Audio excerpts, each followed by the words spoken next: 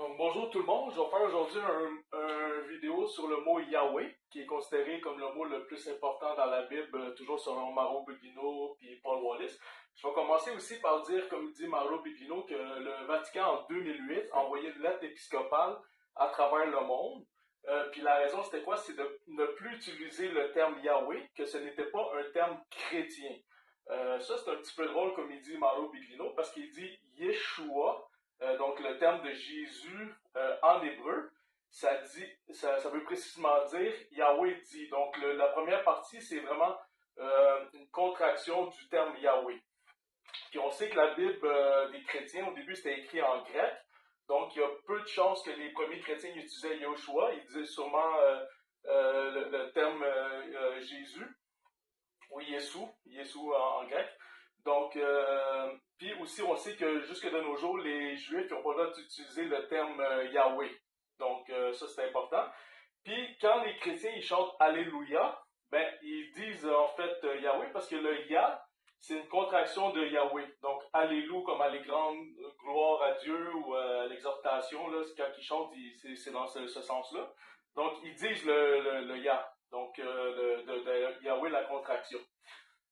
L'autre chose, souvent, on se demande, est-ce que Yahweh, qu'est-ce que ça veut dire exactement? Puis Mauro Buglino, il dit, on ne sait pas vraiment qu'est-ce que ça veut dire. On lit dans la Bible, dans le fond, comme quoi, quand il a donné le nom, je serai qui je serai, j'étais qui j'étais, il y a plusieurs traductions qui sont possibles, dans le fond, du tétragramme Yahweh.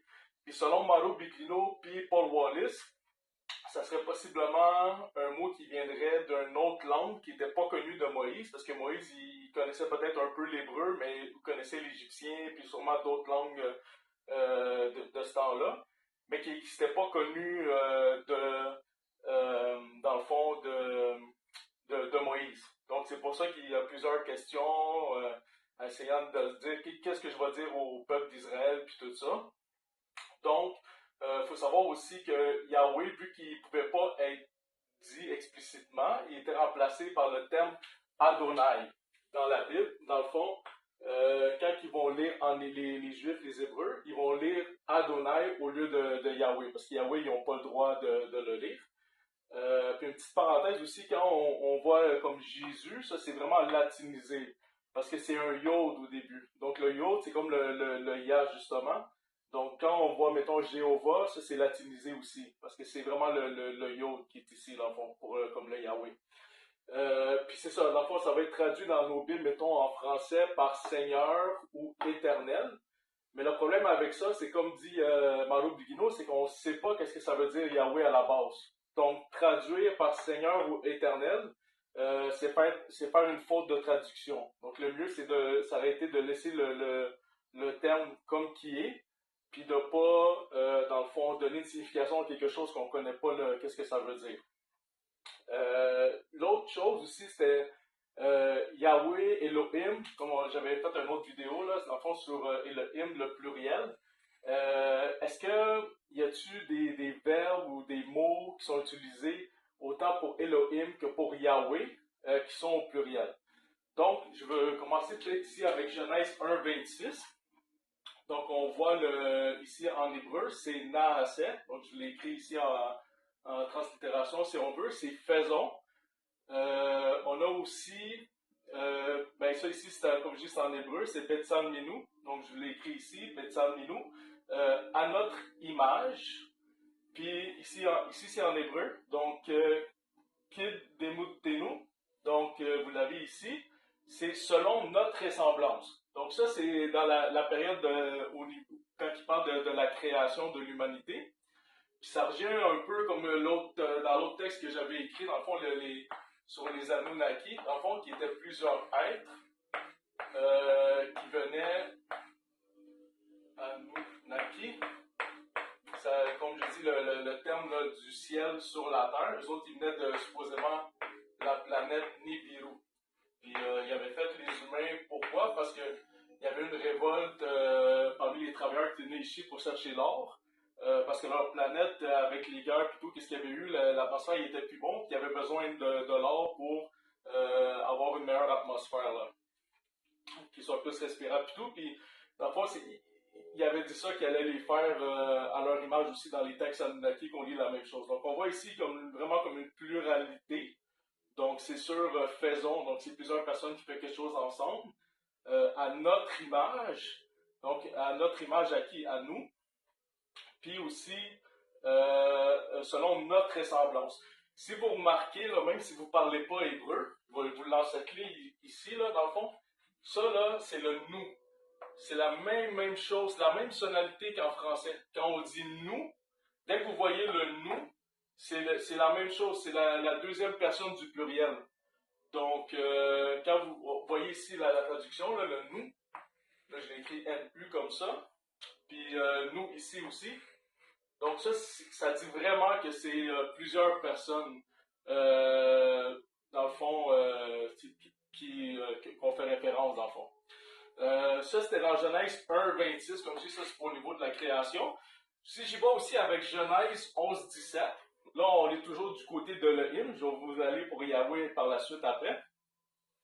On a Nereda, donc vous avez le côté ici, dans le fond, qui est plus hébreu, ou Nereda, on pourrait lire comme ça, c'est descendons.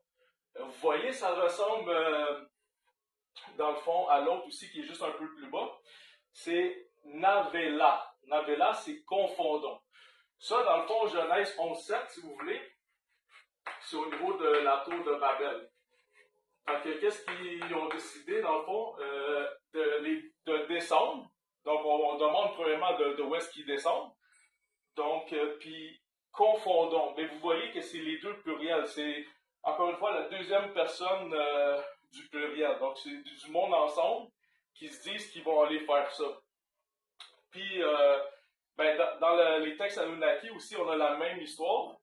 Ils veulent rendre les gens moins intelligents. Donc, quand on entend confondons, ils n'arrivent plus à se parler et tout ça. Dans les textes Anunnaki, ils avaient laissé quelque chose dans l'atmosphère pour rendre les gens moins intelligents.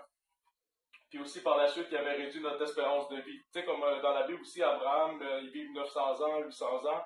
Tout ça, ben, à la fin, c'était 120 ans. Il avait fait la même chose que dans la Bible. Puis là, si je me tourne du côté de Yahweh, ça, il y a d'autres exemples. Je vous ai donné juste 2 exemples ici pour Elohim. Puis là, je vais vous donner un exemple pour Yahweh. Dans Ésaïe 6.8. Donc, qu'est-ce qu'on peut lire? Il y a l'Anou. L'Anou, c'est pour nous. Puis vous voyez, là, je vais juste vous montrer encore une fois le nous, là, ici. Si vous voyez comme il faut le nous, on va juste prendre ça ici. Vous avez le nous, comme je vous expliquais tantôt, là. Vous voyez ici? Nous.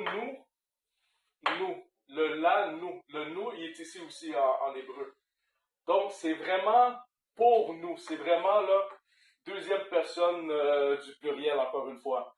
Donc, puis, c'est ça, dans le fond, vous l'avez ici aussi en hébreu, par la suite.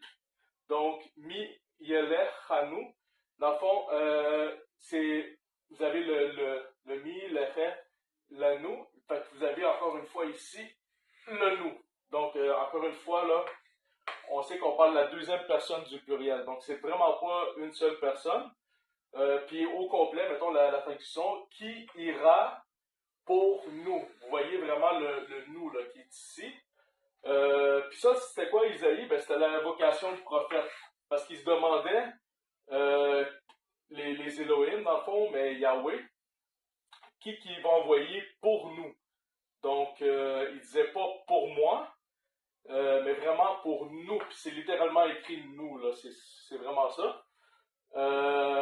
Puis il y a d'autres places où il y a Yahweh aussi dans la Bible. Je pense, je ne me trompe pas, c'est Psaume 82. Il faudrait faire des recherches, là, mais si je ne me trompe pas, c'est Psaume 82. Le conseil des Elohim, El Ba'ada. Puis il se retrouve dans le conseil de El. Puis comme j'avais expliqué, Elohim, dans l'autre vidéo, dans le fond, qu'est-ce que Malo Beglino il dit, puis Paul Wallis, c'est que dans le fond, il y a le Elohim, mais le El tout seul, ça existe. Donc, ce serait comme un seul El. Puis vous avez aussi Eloha qui peut être utilisé. Donc, je vais marquer peut-être, mettons, L ici, comme ça. Puis, c'est ça, ça dit, El Baadat, il est dans le conseil de El, dans le fond. Puis on sait que plusieurs El, ben c'est ça, ça revient à Elohim. Puis l'autre chose que je trouvais intéressant aussi, Mauro Biglino puis Paul Wallis, c'est qu'ils disaient que dans le temps, on savait pas comment s'étaient prononcées les choses parce que on n'avait pas encore les voyelles. Ça a été rajouté seulement entre le 6e siècle et le 9e siècle après Jésus-Christ, puis même la plus vieille Bible qu'on avait, c'était 1000 ans après Jésus-Christ. Fait que ça, c'est la plus vieille qu'on avait avec les voyelles. Donc, je vais marquer, mettons, AD ou AP pour après Jésus-Christ, si on veut. Ça ici. Fait que 1000 ans après Jésus-Christ, fait que dans le fond, avant ça, on ne sait pas comment les choses étaient prononcées. Puis comme on sait dans certaines Bibles, ils ont mis les voyelles pour faire comme si on doit prononcer Adonai. Fait que comme je dis, de toute façon, les Juifs ne prononçaient jamais ce tétragramme-là. Puis ce qui est un peu drôle aussi, c'est que la question qui ramène Paul Wallis puis Mauro Biglino, c'est que si Yahweh, dans le texte, quand il a rencontré Moïse, il a dit que c'était lui-même, il s'est déclaré comme un Elohim.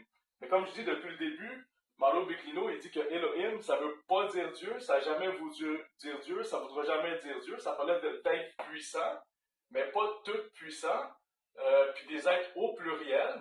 Donc, puis, tu sais, on parle, oui, la hache pour la majesté, donc on n'avait même pas besoin du in, là, comme je disais, selon Mauro Biglino. Puis, c'est ça, comme les textes Anunnaki, il y a plusieurs personnes qui parlaient de ce qu'ils voyaient. Parce que les textes hébreux, c'est vraiment quelque chose de concret. Là. Il n'y a pas quelque chose des dieux transcendants, puis des omniscients, omniprésents, puis tout ça, ça n'existait pas dans ce temps-là. Ils parlaient vraiment de qu'est-ce qu'ils voyaient. Selon Mauro Biglino, comme je dis, puis Paul Wallis, c'est les Elohim, les Anunnaki. Puis, il disait qu'à travers le monde, il y a beaucoup de mots qui pourraient se ressembler à la ressemblance du mot Yahweh. Juste comme en Égypte, il y avait un Elohim qui c'était Ar-E. Puis lui, il dit, c'est comme ça ressemble Yahweh. Fait que, puis il y a même un passage qui disait justement dans la Bible, il ne fallait pas suivre les Elohim comme eux d'Égypte, Ar-E. Mais le Ar-E, il n'est pas ajouté, mais de suivre Yahweh, tu sais, comme de suivre notre Elohim. Puis il y a plusieurs endroits aussi dans le monde, comme Mésoamérica, le Kukulkan, Quetzalcoatl, c'est beaucoup des le son au niveau de comment c'est prononcé. Puis lui, ça c'est surtout Paul Wallis qui parle de ça, mais aussi Mauro Biglino, je vais essayer de l'écrire ici. Il appelle ça l'africanisation. Puis ça me fait penser aussi au niveau de l'Afrique. Il y avait récemment une dame, je pense que c'était aux côtes de Ghana. Puis qu'est-ce qui est arrivé avec cette dame-là, c'est qu'elle avait disparu pendant 3 ans. Puis à un moment donné, sa famille l'a revue sur le bord de la plage. Elle dit hey, qu'est-ce qui s'est passé avec toi? Puis tout. Il dit j'ai été enlevé par on entend souvent ça aussi, les Mami Wata ou Mami Water. Dans le temps des Grecs, c'était les sirènes, il y avait les Apkalou, il y a beaucoup de. Si vous faites des recherches sur les temps anciens. Alexandre, stop! Dans le fond, des gens qui parlaient d'êtres avec des noms, beaucoup de kha. Puis la dame, en finissant, elle a été enlevée, c'est ça, elle dit sous l'eau, une base sous l'eau. Puis ils l'ont forcé à faire des enfants pendant 3 ans, puis après ça, ils l'ont ramené sur la terre. Fait que, comme je dis, c'est beaucoup des questions, là, il y a des choses que on ne sait pas qu'est-ce que ça devrait être vrai ou pas, mais c'est juste des fois des choses, c'est quelque chose que je trouve intéressant, puis si ça vous trouvez ça intéressant aussi, peut-être continuer à faire des recherches là-dessus. Et voilà, passez une bonne journée.